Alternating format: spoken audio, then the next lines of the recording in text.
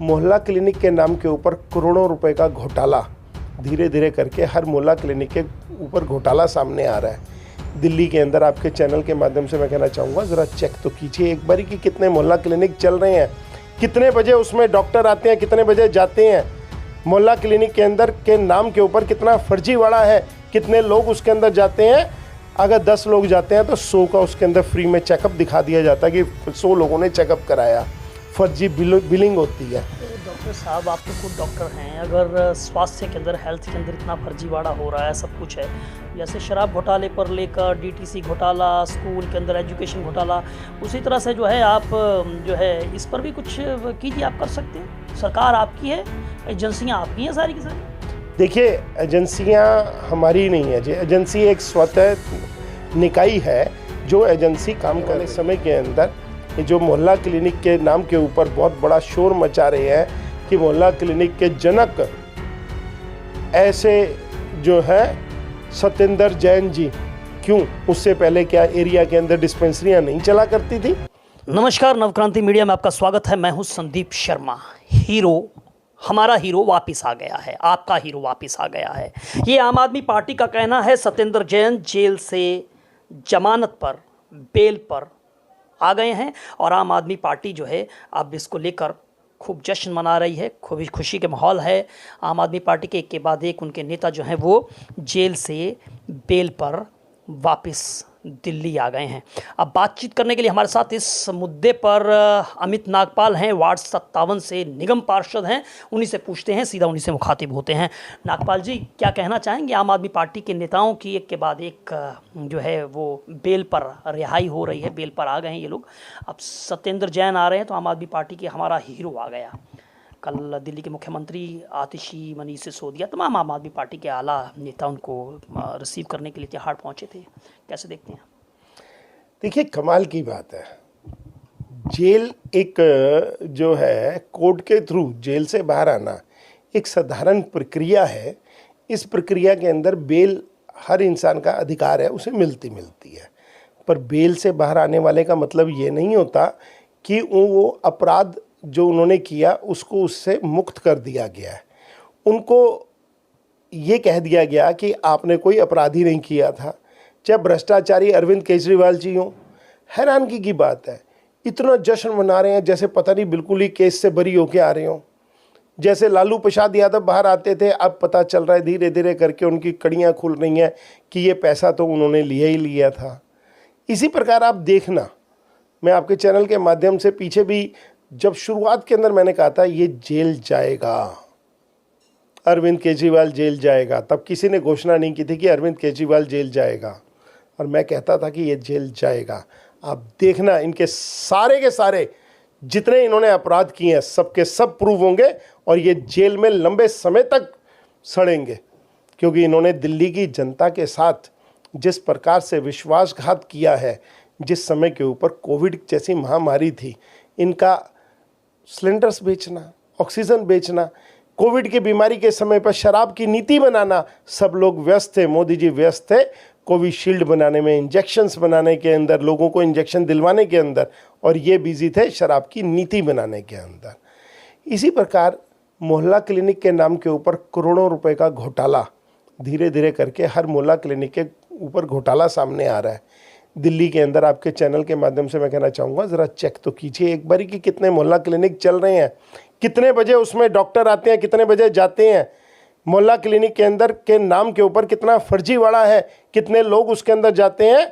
अगर 10 लोग जाते हैं तो 100 का उसके अंदर फ्री में चेकअप दिखा दिया जाता है कि 100 लोगों ने चेकअप कराया। फर्जी बिलिंग होती है। तो डॉक्टर साहब, आप तो खुद डॉक्टर हैं, अगर स्वास्थ्य के अंदर, हेल्थ के अंदर इतना फर्जीवाड़ा हो रहा है, सब कुछ है, जैसे शराब घोटाले पर लेकर डीटीसी घोटाला, स्कूल के अंदर एजुकेशन घोटाला, उसी तरह से जो है आप जो है इस पर भी कुछ कीजिए। आप कर सकते हैं, सरकार आपकी है, एजेंसियाँ आपकी हैं सारी की सारी। देखिए, एजेंसियां हमारी नहीं है जी। एजेंसी एक स्वतः निकाय है जो एजेंसी काम कर रही है। तो इस काम करने के अंदर एजेंसी को जो भी आदमी भ्रष्टाचार की शिकायत करता है, किसी भी प्रकार का भ्रष्टाचार अगर हो, तो व्यक्ति की अगर किसी की भी शिकायत होती है, उस शिकायत के ऊपर कार्रवाई होती है। उस कार्रवाई के अंदर अगर व्यक्ति दोषी पाया जाता है तो उसके ऊपर दोषी पाए जाने के ऊपर उस पर जो कार्रवाई कानून सम्मत होती है वो की जाती है। और इनके ऊपर अभी तक कानून सम्मत इस कार्रवाई की गई है।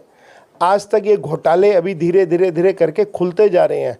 अभी आपने मोहल्ला क्लिनिक का आपके पीछे घोटाला सारी आरटीआई द्वारा खुला था और उसकी जांच चल रही है। एलजी साहब ने उसकी जांच करवा रहे हैं। देखिए आने वाले समय के अंदर ये जो मोहल्ला क्लिनिक के नाम के ऊपर बहुत बड़ा शोर मचा रहे हैं कि मोहल्ला क्लिनिक के जनक ऐसे जो है सत्येंद्र जैन जी, क्यों उससे पहले क्या एरिया के अंदर डिस्पेंसरियां नहीं चला करती थी? उससे पहले क्या दिल्ली सरकार की डिस्पेंसरी नहीं थी? उससे पहले क्या एमसीडी की कोई डिस्पेंसरी नहीं थी? मजाक बना रखा है, नया नाम।